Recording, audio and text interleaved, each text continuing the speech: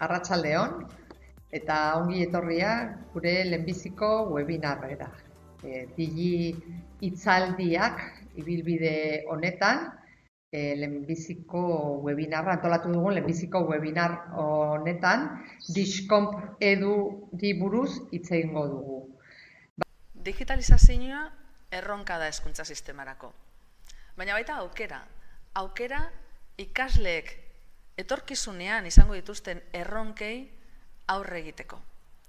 Hezkuntza sailak 5 erronka nagusi irudikatu ditu bere digitalizazio planean. Ikusten dozuenez, erdigunean ikasleak dauz. Horretarako lan egiten dugu eta horretarako prestatuko dira gure irakasleak. Irakasleak dira gidak eta horretarako bermatu beharra daukagu beraien kompetentzia digitala. Eta ikasleak eta irakasleak non bizi dira? Elkartzen dira ikastetxean. Horregatik ikastetxeetan lidergo pedagogikoa eta digitala beharrezkoa da. Ahaldundu behar ditugu lidergotzak eta zuzendaritzak. Eta baliabideak, noski, baliabideak ere behar ditugu. Eta 5. erronka moduen zaintza teknologikoa. Eredu aurreratuak ere aintzat hartu behar ditugu digitalizazioak eta edozein esparruan etengabeko hobekuntzan aritu behar garelako. Gure ikasleak hor daude, ikasleak helburua dira, gure helburua, eta gure ikasleak mundu digital batean bizi dira. Beraien arteko harremanak digitalki ere garatzen dira, eta ikasten dute baita ere digitalki. Orduan, digitalizazioa bere hizkuntza da, beraien hizkuntza, eta, arrazoi bat hori da. Min hori aurrera eramateko, noski, irakasleak ezinbestekoa gara. Guk ez badugu lan hori hartzen eta ez badugu beraiek gidatzen bide honetatik, zaila izango da beraiek erabilera on bat edo erabilera egoki bat izatea. Irakasleak, ikasleak ikastetxeetan gaude.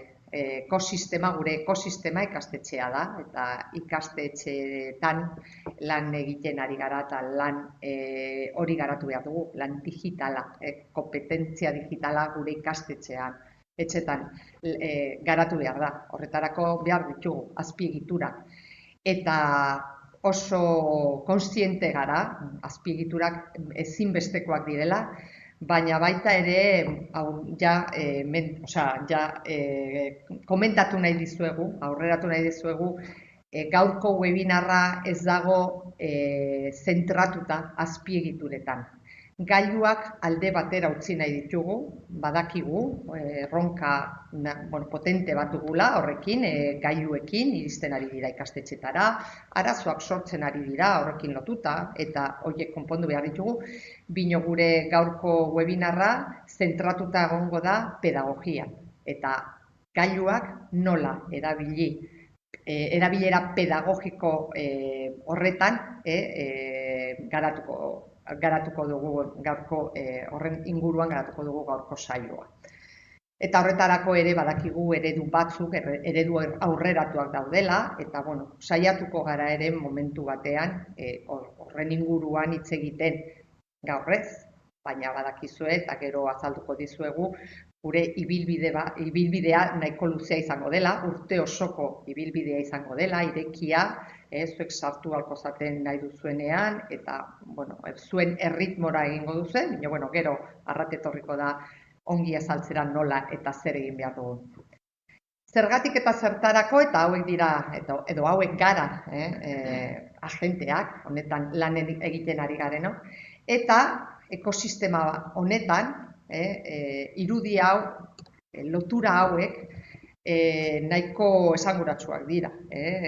Lotura hauek irudikatzen dute gure euskal hezkuntza sistemako digitalizazio plana. Eta digitalizazio plana hau, joan den ikasturtean, bukaeran, ziriborroa bidali zen ikastetxetara, eta eskatu zen, bai irakaslei, bai ikastetxeko zuzendariei, beraien ekarpenak, eta haiei buruz, zuen ekarpenei buruz, eta zuek elkarrizketa horretan lortu genitxun zuen feedbacka eta ideiak eta ekarpenak jaso genitun, eta horrekin sortu dugu aurtengo ibilbidea. Sensibilizazio ibilbide bat da, kontuan hartu behar duzue, hau sensibilizazio mailan kokatu behar dugula, eta ez dugu sakonduko gai hauetan, baina pasako gara eta ibilbide oso polita egingo dugu Discomp Edu, eta gaur azalduko dizudan bezala, Discomp Edu suguz edo goxoki bat bezala hartuko dugu.